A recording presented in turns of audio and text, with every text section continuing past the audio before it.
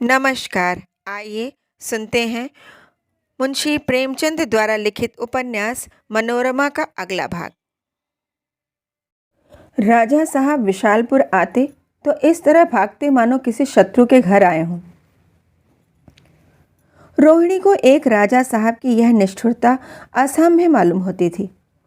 वह उन पर दिल का गुबार निकालने के लिए अवसर ढूंढती रहती, पर राजा साहब भूलकर भी अंदर न आते थे। आखिर एक दिन वह मनोरमा पर ही पिल पड़ी। बात कोई न थी। मनोरमा ने सरल भाव से कहा, यहाँ आप लोगों का जीवन बड़ी शांति से कटता होगा। शहर में तो रोज एक नई झंझट सिर पर सवार रहती है। रोहिणी तो भरी बैठी ही थी। ऐंठ कर बोली, हाँ बहन, क्यों न हो। ऐसे प्राणी भी होते हैं जिन्हें पड़ोसी के उपवास देखकर भी जलन होती है। तुम्हें पकवान बुरे मालूम होते हैं, हम अभागिनों के लिए सत्तू में भी बाधा। मनोरमा ने फिर उसी सरल भाव से कहा, अगर तुम्हें वहाँ सुख मालूम होता है तो चली क्यों नहीं आती। अकेले मेरा भी जी घबराया करता है। तुम रहोगी तो मज़े से 10 दिन कट जाएंगे। रोहिणी नाक सिकुड़कर बोली, भला मुझ में वह भाव कहाँ है कि इधर राजा साहब को मुट्ठी में किए रहूं, उधर हकीमों को मिलाए रखूं। यह तो कुछ पढ़ी लिखी शहर वालियों को ही आता है। हम गंवारी ने यह तिरिया चरित्र क्या जाने। मनोरमा ने इसका कुछ जवाब नहीं दिया। मनोरमा खड़ी सन्न रह गई। ऐसा मालूम हुआ कि ज्वाला पैरों से उठी और सिर से निकल गई। वह 10-12 मिनट तक किसी बंदी स्तंभित खड़ी रही। राजा साहब मोटर के पास खड़े उसकी राह देख रहे थे। जब उसे देर हुई तो स्वयं अंदर आए। दूर ही से पुकारा, नोरा, क्या कर रही हो? चलो, देर हो रही है। मनोरमा ने इसका कुछ जवाब नहीं दिया। तब राजा साहब ने मनोरमा के पास आकर हाथ पकड़ लिया और कुछ कहना ही चाहते थे कि उसका चेहरा देखकर चौंक पड़े। वह सर्पदंशित मनुष्य की भांति निर्निमेष नेत्रों से दीवार की ओर टकटकी लगाए ताक रही थी, मानो आंखों की राह प्राण निकल रहे हों। राजा साहब ने घबराकर पूछा, नोरा, कैसी तबीयत है? मनोरमा ने ससकते हुए कहा, अब मैं यहीं रहूँगी, आप जाइए, मेरी चीज़ें यहीं भिजवा दीजिएगा। राजा साहब समझ गए कि रोहिणी ने अवश्य कोई व्यंग तीर चलाया है। उसकी और लाल आंखें करके बोले, तुम्हारे कारण यहाँ से जान लेकर भागा, फिर भी पीछे पड़ी हुई हो। यहाँ भी शांति से नहीं रहने देती। मेरी खुशी है, जिससे जी चाहता है बोलता हूँ, जिससे जी नहीं चाहता नहीं बोलता। तुम्हें इसकी जलन क्यों होती है? रोहिणी, जलन होगी मेरी बला से। तुम यहाँ ही थे तो कौन सा सोने की सेज पर सुला दिया था। यहाँ तो जैसे कंता घर रहे चाहे विदेश। भाग्य में रोना बदा था, रोती हूँ। राजा साहब का क्रोध बढ़ता जाता था, पर मनोरमा के सामने वह अपना पैशाचिक रूप दिखाते शर्माते थे। कोई लगती हुई बात कहना चाहते थे जो रोहिणी की जुबान बंद कर दे, वह आवाक रह जाए।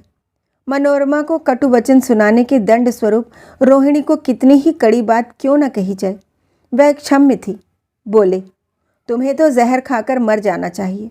कम से कम तुम्हारी ये जली कटी बातें तो सुनने में ना आएंगी। रोहिणी ने अग्नेय नेत्रों से राजा साहब की ओर देखा, मानो वह उनकी ज्वाला से उन्हें भस्म कर देगी, और लपक कर पानदान को ठुकराती, लोटे का पानी गिराती वहाँ से चली गई। राजा साहब बहुत देर तक यूं ही खड़े रहे, पर मनोरमा एक न मानी। उसे यह शंका हुई कि ये भाव केवल रोहिणी के नहीं है। हाँ, सभी लोग के मन में यही भाव होंगे।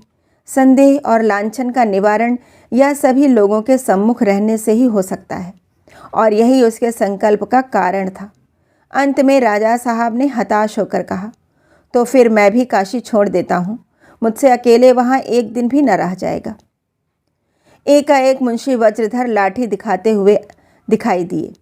चेहरा उतरा हुआ था, पैजामे का इज़ारबंद नीचे लटकता हुआ। आंगन में खड़े होकर बोले, रानी जी, आप कहाँ हैं? ज़रा कृपा करके यहाँ आइए, या हुक्म हो तो मैं ही आऊँ। राजा साहब ने चिढ़कर कहा, क्या है, यहीं चली आइए।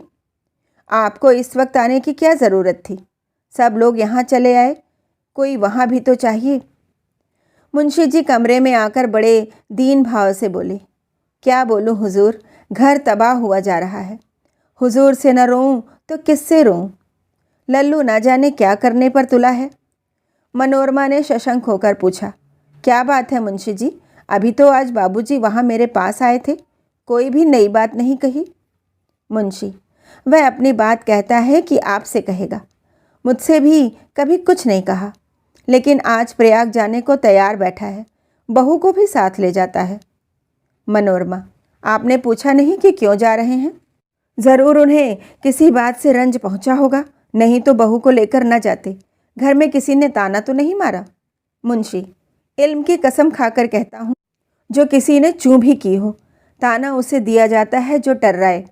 वह तो सेवा और शील की देवी है, उसे कौन ताना दे सकता है? हाँ, इतना ज़रूर है कि हम दोनों आदमी उसका छुआ नहीं खाते। मनोरमा ने सिर हिलाकर कहा, अच्छा यह बात है। भला बाबूजी यह कब बर्दाश्त करने लगे? मैं अहिल्या की जगह होती तो उस घर में एक क्षण भी न रहती, वरना जाने कैसे इतने दिन तक रह गई। मुंशी, आप ज़रा चलकर उन्हें समझा दें, मुझ पर इतनी दया करें। सनातन से जिन बातों को मानते आए हैं वे अब छोड़ी नहीं जाती। मनोरमा, तो न छोड़िए, आपको कोई मजबूर नहीं करता। आपको अपना धर्म प्यारा है और होना भी चाहिए। उन्हें भी अपना सम्मान प्यारा है और होना चाहिए। मैं जैसे आपको बहू के हाथ का भोजन ग्रहण करने को मजबूर नहीं कर सकती, उस भांति उन्हें भी यह अपमान सहने के लिए नहीं दबा सकती। आप जाने और वह जाने, मुझे बीच में न डालिए। मुंशी जी बड़ी आशा बांधकर यहाँ दौड़े आए थे। यह फैसला सुना तो कमर टूट सी गई। फर्श पर बैठ गए और अनाथ भाव से माथे पर हाथ रखकर सोचने लगे, अब क्या करूं? मनोरमा वहाँ से चली गई। अभी उसे अपने लिए कोई स्थान ठीक करना था। शहर से अपनी आवश्यक वस्तुएं मंगवानी थी। रात आधी से ज़्यादा बीत चुकी थी, पर मनोरमा की आंखों में नींद न आई थी। उसे ख्याल आया कि चक्रधर बिल्कुल खाली हाथ है। पत्नी साथ, नई जगह, खाली हाथ, न किसी से राह न रस्म, संकोची प्रकृति, उदार हृदय। उन्हें प्रयाग में कितना कष्ट होगा। मैंने बड़ी भूल की। मुंशी के साथ मुझे चले जाना चाहिए था। बाबूजी मेरा इंतज़ार कर रहे होंगे। उसने घड़ी की ओर देखा, 1 बज गया था। उसके मन में प्रश्न उठा, क्यों ना इसी वक्त चलूं, घंटे भर में पहुंच जाऊंगी। फिर ख्याल आया कि इस वक्त जाऊंगी तो लोग क्या कहेंगे। वह फिर आकर लेट रही और सोने की चेष्टा करने लगी। उसे नींद आ गई, लेकिन देर से सोने पर भी मनोरमा को उठने में देर न लगी। अभी सब लोग सोते ही थे कि वह उठ बैठी और तुरंत मोटर तैयार करने का हुक्म दिया। फिर अपने हैंड बैग में कुछ चीज़ें रखकर वह रवाना हो गई। चक्रधर भी प्रातःकाल उठे और चलने की तैयारी करने लगे। उन्हें माता पिता को छोड़कर जाने का दुख हो रहा था, पर उस घर में अहिल्या की जो दशा थी वह उन्हें असह्य थी। गाड़ी 7 बजे छूटती थी। वह अपना बिस्तर और सामान बाहर निकाल रहे थे। भीतर अहिल्या अपनी सास और ननद से गले लगकर रो रही थी कि इतने में अहिल्या की मोटर आती दिखाई दी। चक्रधर मारे शर्म के गड़ गए। मनोरमा ने मोटर से उतरते हुए कहा, बाबूजी अभी ज़रा ठहरिए, यह उतावली क्यों? जब तक मुझे मालूम न हो जाएगा कि आप किस कारण से और वहाँ क्या करने के इरादे से जाते हैं, मैं आपको न जाने दूंगी। चक्रधर, आपको सारी स्थिति मालूम होती तो आप कभी मुझे रोकने की चेष्टा न करती। मनोरमा, तो सुनिए, मुझे आपके घर की दशा थोड़ी बहुत मालूम है। ये लोग अपने संस्कारों से मजबूर हैं, न तो आप ही उन्हें दबाना पसंद करेंगे। क्यों ना अहिल्या को कुछ दिनों तक मेरे साथ रहने दें। मैं अब जगदीशपुर में ही रहने का निश्चय किया है। आप वहाँ रह सकते हैं। मेरी बहुत दिनों से इच्छा है कि आप मेरे मेहमान हों। वह भी तो आपका ही घर है। मैं इसे अपना सौभाग्य समझूंगी। चक्रधर, नहीं मनोरमा, मुझे जाने दो। मनोरमा, अच्छी बात है, जाइए, लेकिन एक बात आपको माननी पड़ेगी। मेरी यह भेंट स्वीकार कीजिए।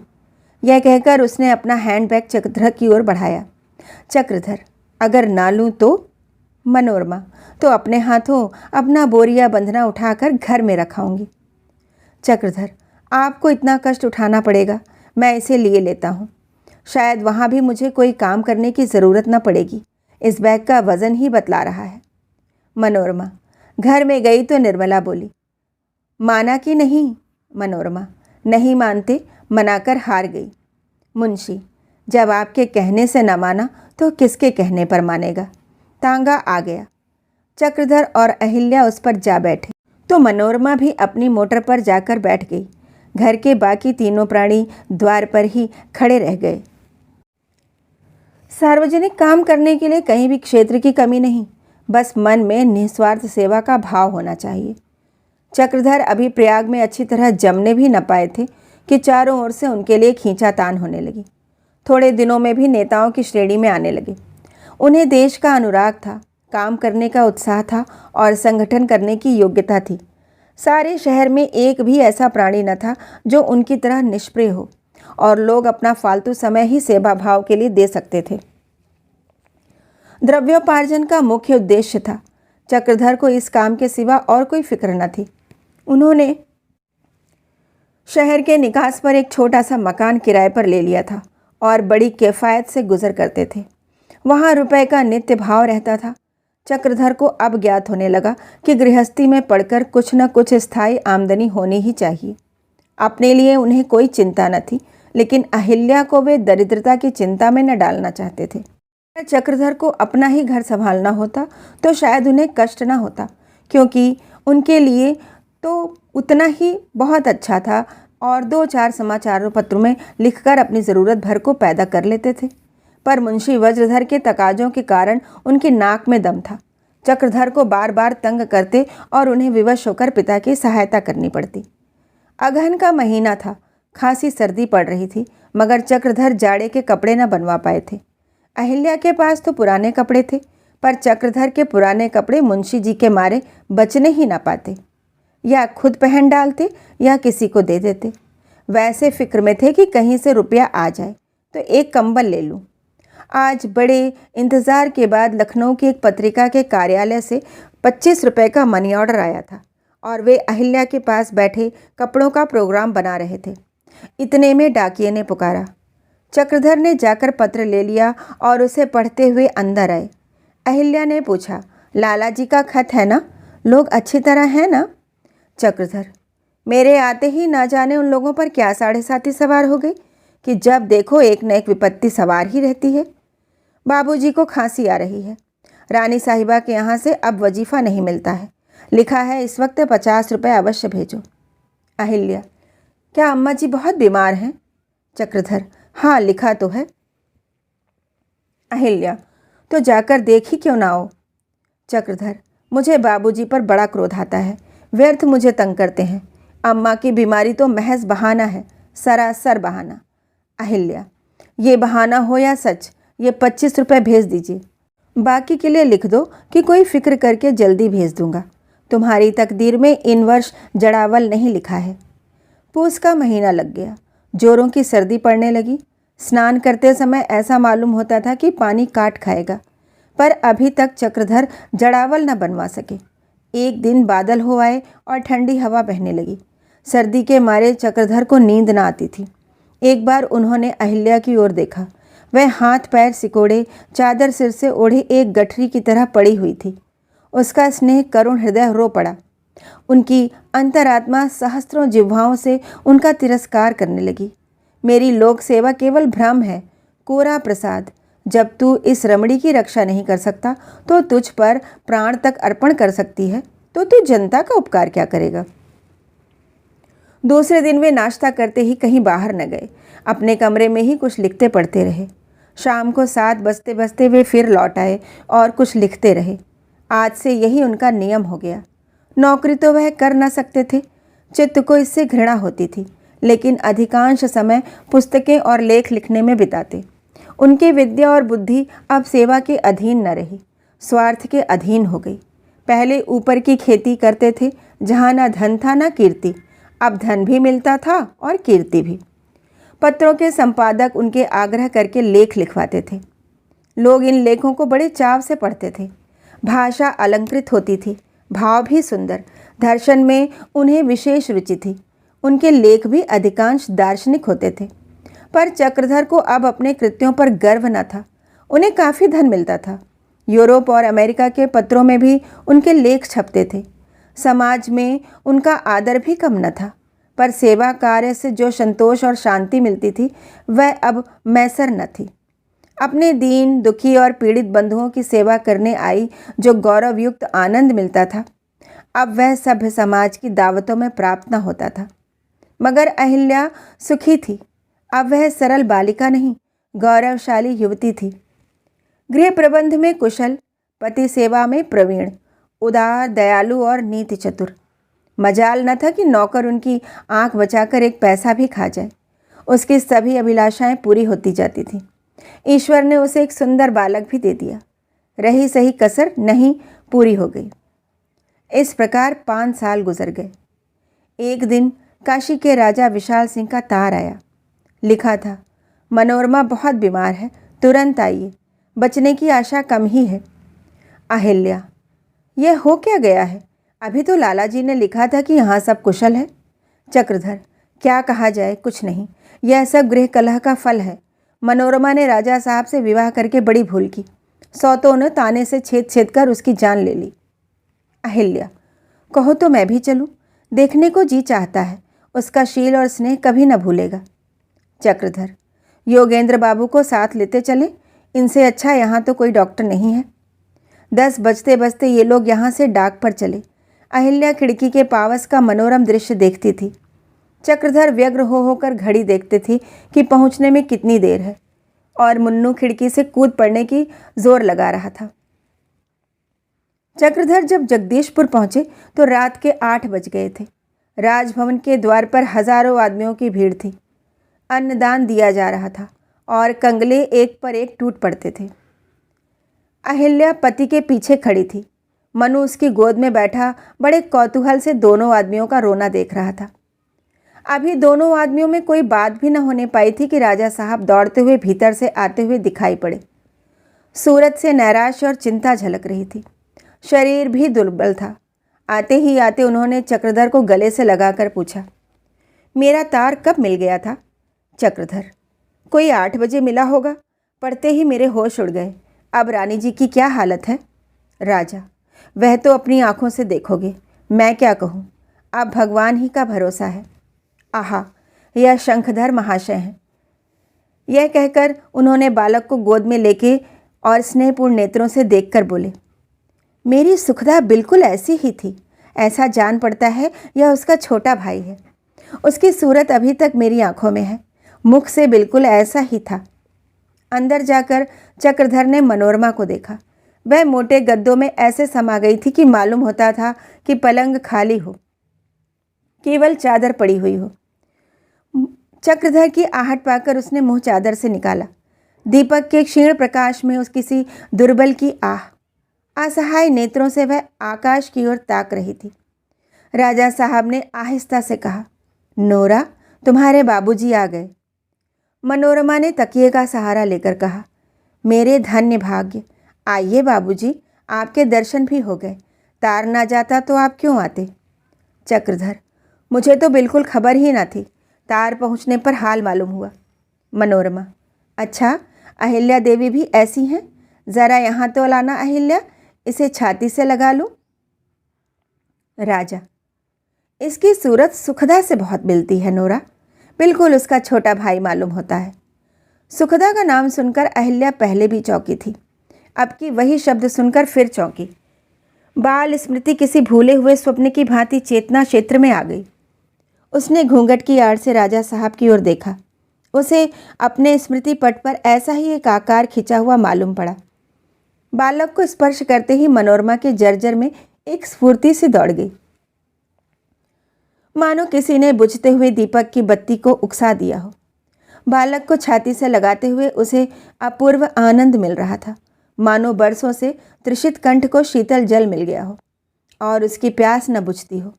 वह बालक को लिए उठ बैठी और बोली, अहिल्या, मैं यह लाल अब तुम्हें न दूंगी। तुमने इतने दिनों तक मेरी सुध न ली, ये उसी की सजा है। राजा साहब ने मनोरमा को संभालते हुए कहा, लेट जाओ, देह में हवा लग रही है, क्या करती हो?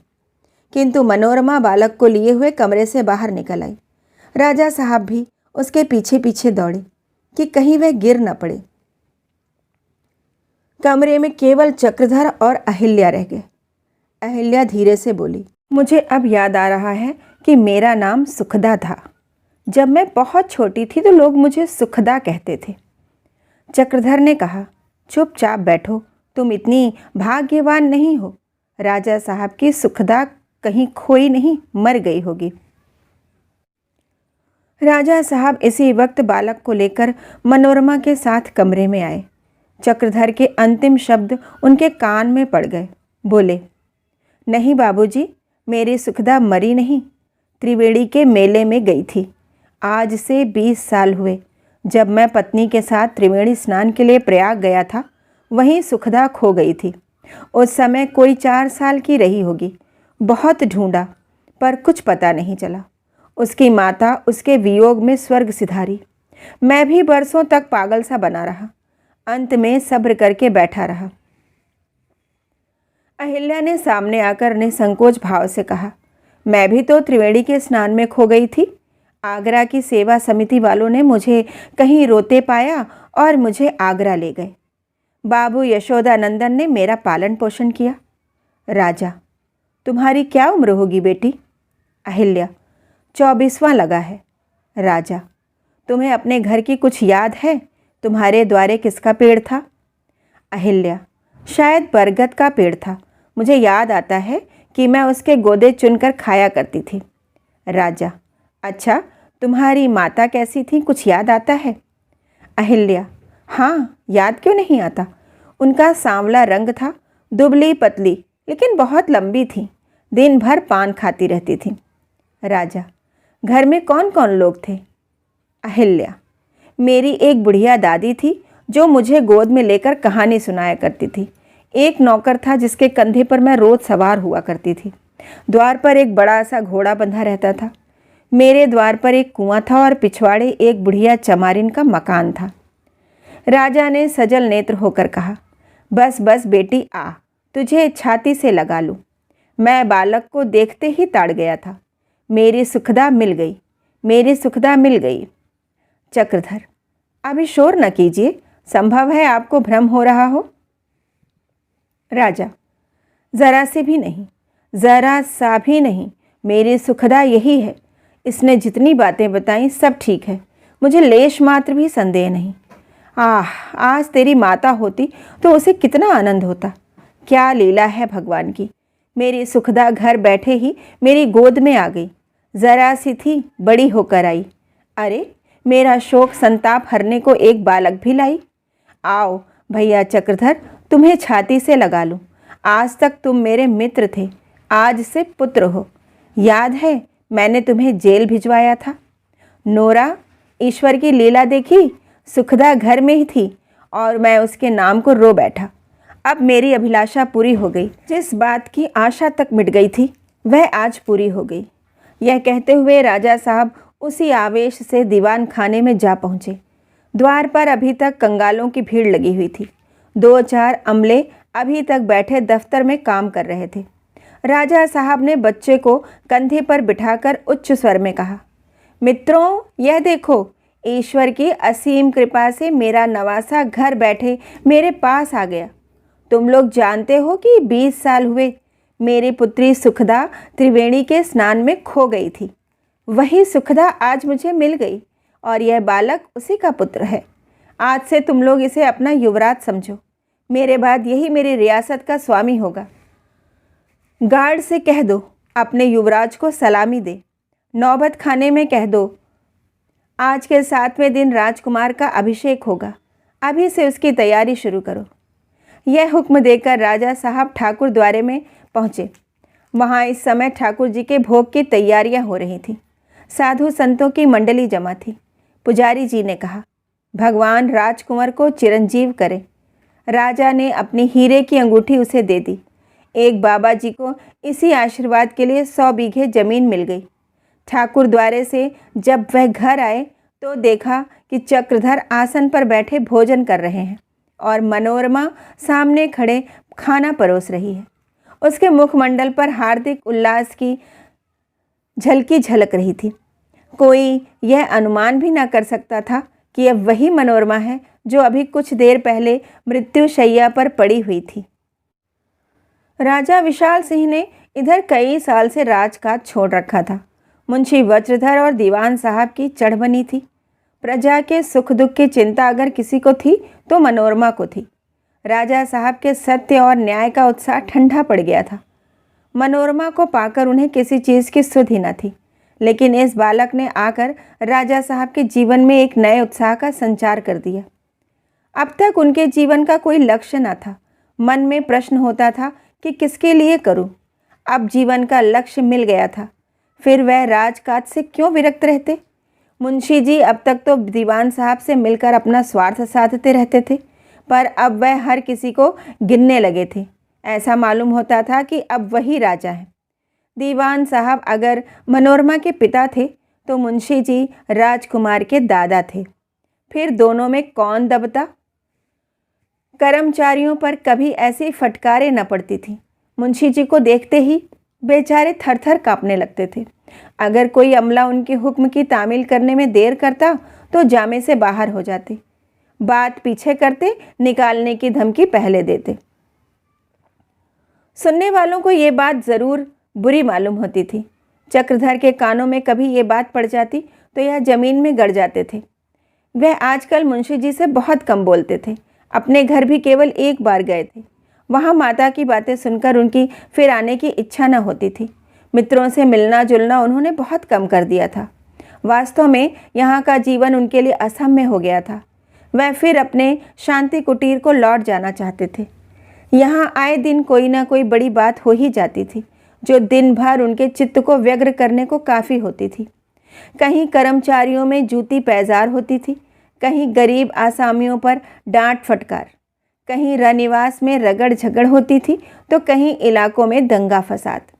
उन्हें स्वयं कभी सभी कर्मचारियों को तबही करनी पड़ती थी। इस बार उन्हें विवश होकर नौकरों को मारना भी पड़ा था। सबसे कठिन समस्या यही थी कि उनके पुराने सिद्धांत भंग होते चले जाते थे। वह बहुत चेष्टा करते थे कि मुंह से कोई अशिष्ट शब्द न निकले, पर प्रायः नित्य ही ऐसे अवसर पड़ते थे कि उन्हें विवश होकर दंड नीति का आश्रय लेना ही पड़ता था। लेकिन अहिल्या इस जीवन का चरम सुख भोग रही थी। बहुत दिनों तक दुख भोगने के बाद उसे यह सुख मिला था और वह उनमें मग्न थी। अपने पुराने दिन उसे बहुत जल्दी भूल गए और उनकी याद दिलाने से उसे दुख होता था। उसका रहन सहन सब कुछ बहुत बदल गया था। वह अच्छी खासी अमीर जादी बन गई थी। अब चक्रधर अहिल्या से अपने मन की बातें कभी न कहते थे। यह संपदा उसका सर्वनाश किए डालती थी। क्या अहिल्या यह दुख विलास छोड़कर मेरे साथ चलने को राजी होगी? उन्हें शंका होती थी कि कहीं वह इस प्रस्ताव को हंसी में न उड़ा दे या मुझे रुकने पर मजबूर न करे। इसी प्रकार के प्रश्न चक्रधर के मन में उठते रहते थे और वह किसी भांति अपने कर्तव्य का निश्चय न कर पाते थे। केवल एक बात निश्चित थी, वह इन बंधनों को पढ़कर अपना जीवन नष्ट न करना चाहते थे। संपत्ति पर अपने सिद्धांतों को भेंट न कर सकते थे। एक दिन चक्रधर मोटर पर हवा खाने निकले। गर्मी के दिन थे, जी बेचैन था। हवा लगी तो देहात की ओर जाने का जी चाहा। बढ़ते ही गए, यहाँ तक कि अंधेरा हो गया। शोफर को साथ न लिया था। ज्यों-ज्यों आगे बढ़ते थे सड़कें खराब आती जाती थी। सहसा उन्हें रास्ते में एक बड़ा सांड दिखाई दिया। उन्होंने बहुत शोर मचाया पर सांड न हटा। जब समीप आने पर भी सांड राह में ही खड़ा रहा तो उन्होंने कतराकर निकलना जाना चाहा, पर सांड सिर झुकाए फों फों करता फिर सामने आ खड़ा हुआ। चक्रधर छड़ी हाथ में लेकर उतरे कि उसे भगा दें, पर वह भागने के बदले उनके पीछे दौड़ा। कुशल यह हुई कि सड़क के किनारे एक पेड़ मिल गया। जी छोड़कर भागे और छड़ी फेंक पेड़ की एक शाखा पकड़कर लटक गए। सांड 1 मिनट तक तो पेड़ से टक्कर लेता रहा, पर जब चक्रधर न मिले तो वह मोटर के पास चला आया और उसे सींगों से पीछे की ओर ठेलता हुआ दौड़ा। कुछ दूर के बाद मोटर सड़क से हटकर एक वृक्ष से टकरा गई। अब सांड पूंछ उठा उठाकर कितना ही जोर मारता है, पीछे हट हट कर उसमें टक्करें मारता है, पर वह जगह से नहीं हिलती। तब उसने बगल में जाकर इतनी जोर से टक्कर लगाई कि मोटर उलट गई। फिर भी सांड ने उसका पिंड न छोड़ा। कभी उसके पहियों से टक्कर लेता, कभी पीछे की ओर जोर लगाता। मोटर के पहिए फट गए, कई पुर्जे टूट गए, पर सांड बराबर उस पर आघात किया जाता था। सांड ने जब देखा कि शत्रु की धज्जियां उड़ गईं और अब वह शायद फिर न उठ सके, तो डकारता हुआ एक तरफ को चला गया। तब चक्रधर नीचे को उतरे और मोटर के समीप जाकर देखा तो वह उल्टी पड़ी हुई थी। जब तक सीधी न हो जाए तब तक कैसे पता चले कि क्या क्या चीज़ें टूट गईं और अब वह चलने योग्य है या नहीं। अकेले मोटर को सीधी करना एक आदमी का काम न था। पूर्व की ओर थोड़ी ही दूर पर एक गांव था। चक्रधर उसी तरफ चले। वह बहुत छोटा सा पुरवा था। किसान लोग अभी थोड़ी ही देर पहले ऊख की सिंचाई करके आए थे। कोई बैलों को पानी सानी दे रहा था, कोई खाने का जा रहा था, कोई गाय धो रहा था। सहसा चक्रधर ने जाकर पूछा, यह कौन सा गांव है? एक आदमी ने जवाब दिया, भैंसोर। चक्रधर, किसका गांव है? किसान, महाराज का। कहीं से आते हो? चक्रधर, हम महाराज के यहाँ से ही आते हैं। वह बदमाश सांड किसका है जो इस वक्त सड़क पर घूमा करता है? किसान, यह तो नहीं जानते जनाब, पर उसके मारे नाकों दम है। चक्रधर ने सांड के आक्रमण का जिक्र करके कहा, तुम लोग मेरे साथ चलकर मोटर को उड़ा दो। इस पर दूसरा किसान अपने द्वार से बोला, सरकार, भला रात को मोटर उठाकर क्या उठ कीजिएगा? वह चलने लायक तो होगी नहीं। चक्रधर, तो तुम लोगों को उसे ठेल कर ले चलना होगा। पहला किसान, सरकार, रात भर यहीं ठहरे, सवेरे चलेंगे। न चलने लायक होगी तो गाड़ी पर लाद कर पहुंचा देंगे। चक्रधर ने झल्ला कर कहा, कैसी बातें करते हो जी, मैं रात भर यहाँ पड़ा रहूँगा? तुम लोगों को इसी वक्त चलना होगा। चक्रधर को उन आदमियों में से कोई न पहचानता था। समझे, राजाओं के यहाँ सभी तरह के लोग आते जाते हैं, होंगे कोई। फिर वे सभी जाति से ठाकुर थे और ठाकुर से सहायता के नाम पर जो काम चाहे ले लो, बेगार के नाम पर उनकी त्योरियां बदल जाती हैं। किसान ने कहा, साहब, इस वक्त तो हमारा जाना न होगा। अगर बेगार चाहते हो तो वह उत्तर की ओर दूसरा गांव है, वहां चले जाइए, बहुत चमार मिल जाएंगे। यह कहकर वह घर में जाने लगा। चक्रधर को ऐसा क्रोध आया कि उसके हाथ पकड़कर घसीट लूं और ठोकरें मारते हुए ले चलूं, मगर उन्होंने जब्त करते हुए कहा, मैं सीधे से कहता हूं, तुम लोग उड़न घाइयाँ बताते हो। अभी कोई चपरासी आकर 2 घुड़कियाँ जमा देता तो सारा गांव भेड़ की भांति उसके पीछे चला जाता। किसान वहीं खड़ा हो गया और बोला, सिपाही क्यों घुड़कियाँ जमाएगा? कोई चोर हैं? हमारी खुशी, नहीं जाते। आपको जो करना है कर लीजिए। चक्रधर से जब्त न हो सका। छड़ी हाथ में थी ही, वह बाज की तरह किसान पर टूट पड़े और धक्का देकर कहा, चलता है या जमाऊं 2-4 हाथ? तुम लात के आदमी, भला बात से क्यों मानने लगे? चक्रधर कसरती आदमी थे। किसान धक्का खाकर गिर पड़ा। यूँ वह भी करारा आदमी था। उलझ पड़ता तो चक्रधर आसानी से उसे न गिरा सकते, पर यह रौब में आ गया। सोचा, कोई हकीम है, नहीं तो उसकी हिम्मत न पड़ती कि हाथ उठाए। संभल कर उठने लगा। चक्रधर ने समझा शायद यह उठकर मुझ पर वार करेगा। लपक कर फिर एक धक्का दिया। सहसा सामने वाले घर से एक आदमी लालटेन लेकर निकल आया और चक्रधर को देखकर बोला, अरे भगत जी, तुमने यह भेष कब से धारण कर लिया? मुझे पहचानते हो? हम भी तुम्हारे साथ जेल में थे। चक्रधर उसे तुरंत पहचान गए। वह उनका जेल का साथी धन्ना सिंह था। चक्रधर का सारा क्रोध हवा हो गया। लजाते हुए बोले, क्या तुम्हारा घर इसी गांव में है धन्ना? धन्ना सिंह, हाँ साहब, यह आदमी जिसे आप ठोकरें मार रहे हैं मेरा सगा भाई है। खाना खा रहा था। खाना खाकर जब तक उठे तब तक तो गर्मा ही गए। तुम्हारा मिजाज इतना कड़ा कब से हो गया? कहाँ तो दरोगा को बचाने के लिए अपनी छाती पर संगीन रोक ली थी, कहाँ आज जरा सी बात पर इतने तेज पड़ गए। चक्रधर पर घड़ों पानी पड़ गया। वे अपनी सफाई में एक शब्द भी न बोल सके। उनके जीवन की सारी कमाई जो उन्होंने न जाने कौन कौन से कष्ट सहकर बटोरी थी, यहीं लुट गई। धन्ना सिंह ने अपने भाई को हाथ पकड़कर बैठाना चाहा तो वह जोर से हाय हाय कह के चिल्ला उठा। दूसरी बार गिरते समय उसका दाहिना हाथ उखड़ गया था। धन्ना सिंह ने समझा उसका हाथ टूटा है। चक्रधर के प्रति उसकी रही सही भक्ति भी गायब हो गई। उनकी ओर आरक्त नेत्र से देखकर बोला, सरकार, आपने तो इनका हाथ ही तोड़ दिया। क्या करें, अपने द्वार पर आए हो और कुछ पुरानी बातों का ख्याल है, नहीं तो इस समय क्रोध ऐसा आ रहा है कि इसी तरह तुम्हारे हाथ भी तोड़ दूं। अभी जाकर महाराज के द्वार पर फरियाद करें तो तुम खड़े खड़े बंध जाओ। बाबू चक्रधर सिंह का नाम तो तुमने सुना होगा। अब किसी सरकारी आदमी की मजाल नहीं कि बेगार के सकें। तुम बेचारे किस गिनती में हो। तुम्हारे ही उपदेश में मेरी पुरानी आदत छूट गई। गांजा और चरस तभी छोड़ दिया। जुए के बगीचे नहीं जाता। जिस लाठी से सैकड़ों सिर फोड़ डाले, अब वह टूटी हुई पड़ी है।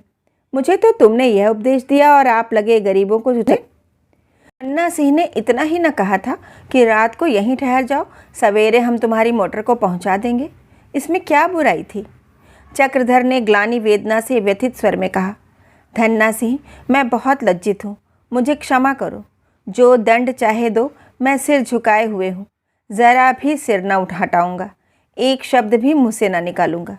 यह कहते कहते उनका गला फंस गया। धन्ना सिंह भी गदगद हो गया।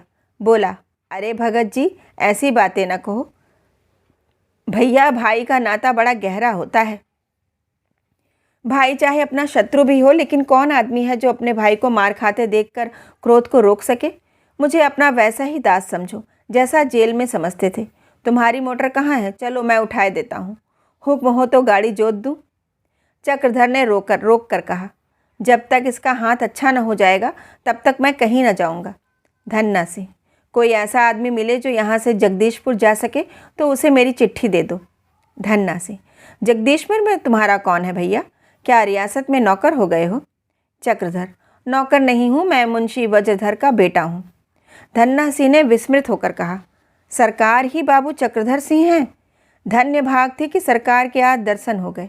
इतना कहते हुए वह दौड़कर घर में गया और एक चरपाई लाकर द्वार पर डाल दी। फिर लपक कर गाँव में खबर दे आया। एक क्षण में गांव के सब आदमी आकर चक्रधर को नजरें देने लगे। चारों ओर हलचल सी मच गई। सब के सब उनके यश गाने लगे। जब से सरकार आए हैं हमारे दिन फिर गए हैं। आपका शील स्वभाव जैसा सुनते थे वैसा ही पाया। आप साक्षात भगवान हैं। धन्ना सिंह, मैंने तो पहचाना ही नहीं था। क्रोध में जाने क्या क्या बक गया। दूसरा ठाकुर बोला, सरकार अपने को खोल देते तो हम मोटर के कंधे पर लाद कर ले चलते। चक्रधर को इन ठकुर सुहाती बातों में ज़रा भी आनंद न आता था।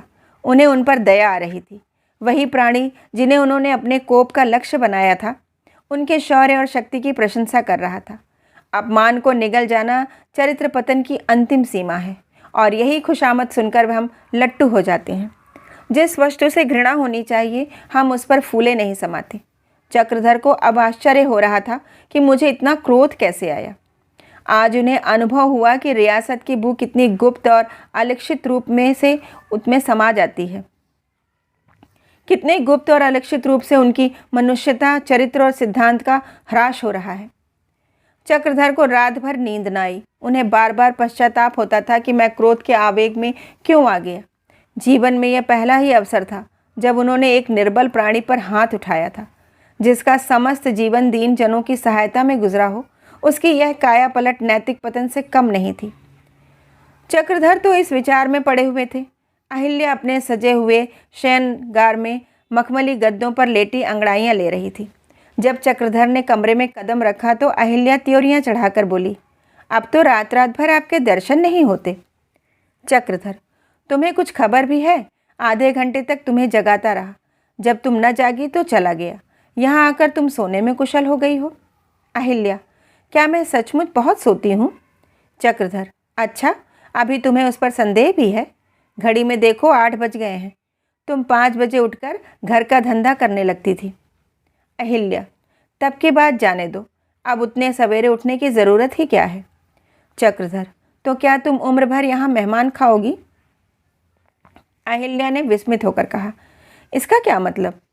चक्रधर, इसका मतलब यही है कि हमें यहाँ आए बहुत दिन गुजर गए हैं, अब अपने घर चलना चाहिए। अहिल्या, अपना घर कहाँ है? चक्रधर, अपना घर वही है जहाँ अपने हाथों की कमाई है। ससुराल की रोटियाँ बहुत खा चुका। खाने में तो वह बहुत मीठी मालूम होती हैं, पर उससे बुद्धि भ्रष्ट हो जाती है। इतने ही दिनों में हम दोनों कुछ में कुछ हो गए। यहाँ कुछ दिन और रहा तो कम से कम मैं तो कहीं का न रहूँगा। कल मैंने एक गरीब किसान को मारते मारते अधमरा कर दिया। उसका कसूर केवल इतना था कि वह मेरे साथ आने को राज़ी न होता था। अहिल्या, यह कोई बात नहीं, गंवारों के उज्जटपन पर क्रोध आ ही जाता है। मैं यहाँ दिन भर लौंडियों पर झल्लाती रहती हूँ, मगर मुझे तो कभी ये ख्याल नहीं आया कि घर छोड़कर भाग जाऊँ।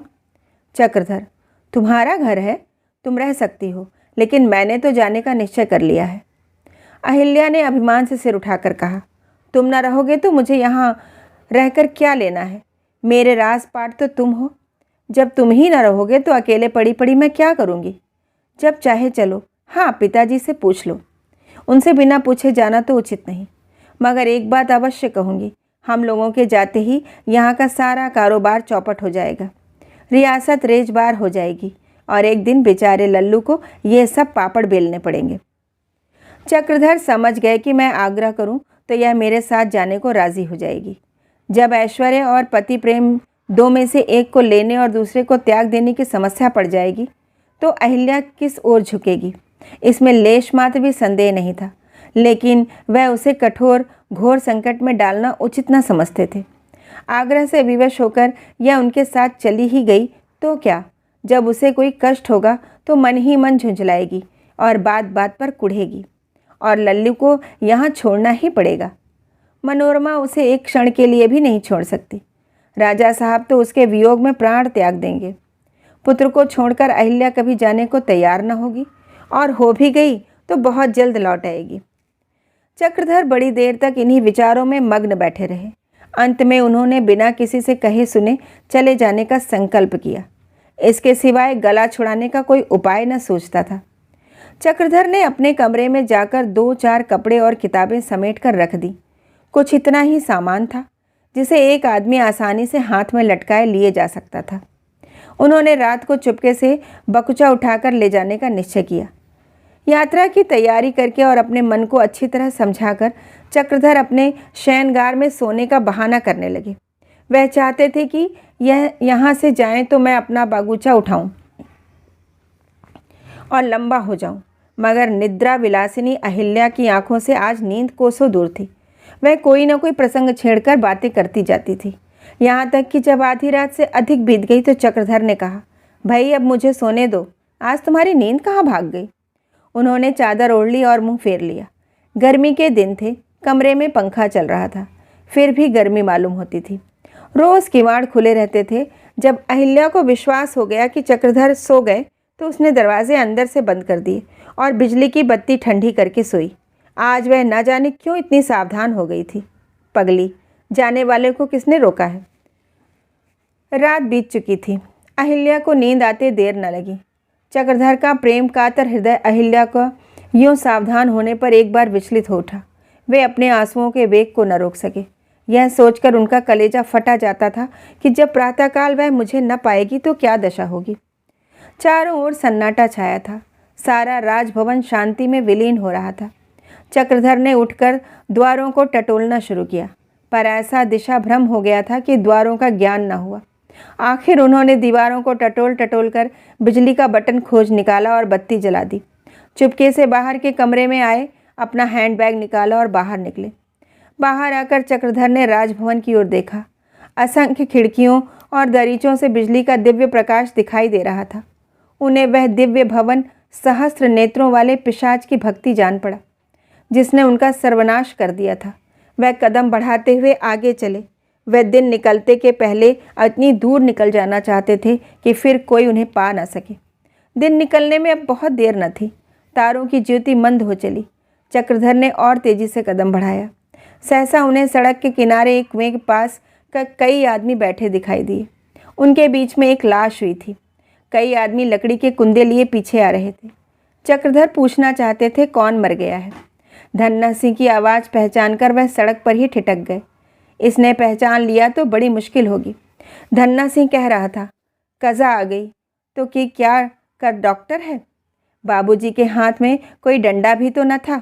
2-4 घूंसे मारे होंगे और क्या, मगर उस दिन से फिर उठा नहीं।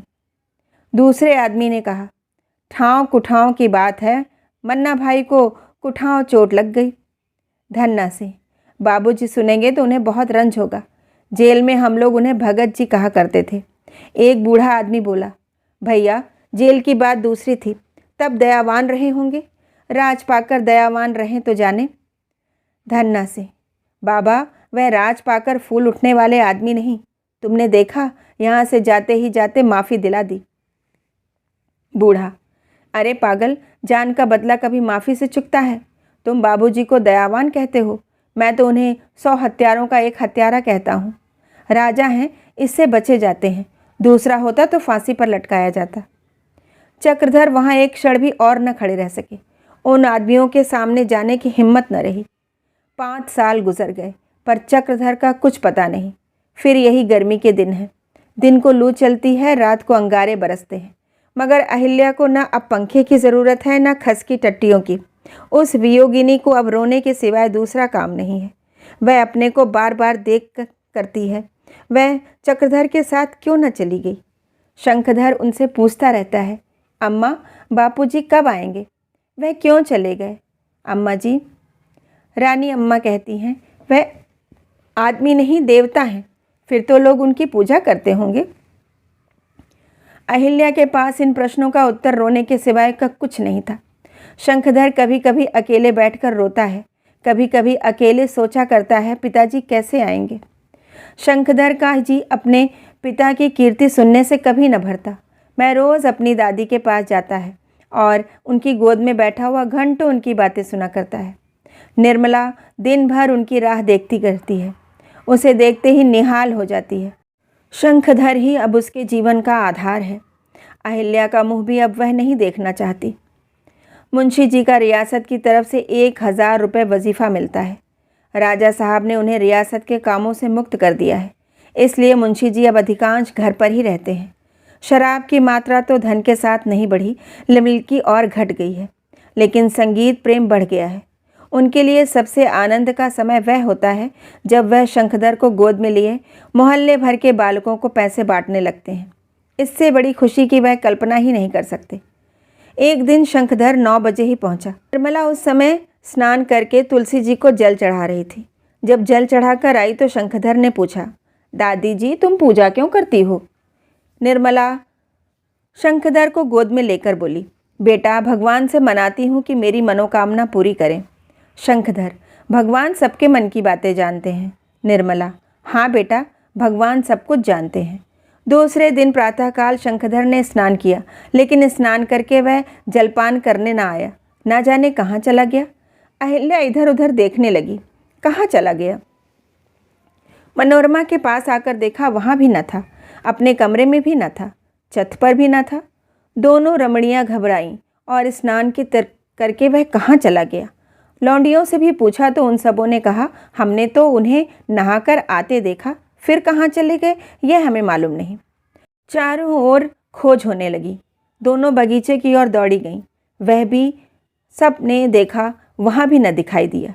ऐसे बगीचे के पल्ले सिरे पर, जहाँ दिन में भी सन्नाटा रहता है, उसकी झलक दिखाई दी।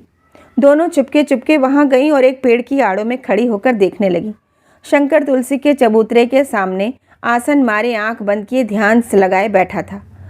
उसके सामने कुछ फूल पड़े हुए थे। एक क्षण के लिए उसने आंखें खोली, तुलसी के चबूतरे की कई बार परिक्रमा की और तुलसी की वंदना करके धीरे से उठा। दोनों महिलाएं ओट से निकलकर उसके सामने खड़ी हो गईं। शंखधर उन्हें देखकर कुछ लज्जित सा हो गया और बिना कुछ बोले आगे बढ़ा। मनोरमा, वहाँ क्या करते थे बेटा? शंखधर, कुछ तो नहीं, ऐसे ही घूमता था। मनोरमा, नहीं, कुछ तो कर रहे थे। शंखधर, जाइए, आपसे क्या मतलब? अहिल्या, तुम्हें न बताएगा, मैं इसकी अम्मा हूँ, मुझे बता देगा। मेरा लाल मेरी कोई बात नहीं टालता। हाँ बेटे, बताओ क्या कर रहे थे? मेरे कान में कह दो, मैं किसी से न कहूँगी। शंखधर ने आंखों में आंसू भरकर कहा, कुछ नहीं, मैं बाबूजी के जल्दी से लौट आने की प्रार्थना कर रहा था। भगवान पूजा करने से सबकी मनोकामना पूरी करते हैं। सरल बालक की ही यह पितृभक्ति और श्रद्धा देखकर दोनों महिलाएं रोने लगी। इस बेचारे को कितना दुख है। शंखधर ने फिर पूछा, क्यों माँ, तुम बाबूजी के पास कोई चिट्ठी क्यों नहीं लिखती? अहिल्या ने कहा, कहाँ लिखूं बेटा, उनका पता भी तो नहीं जानती। बस आज यहीं तक।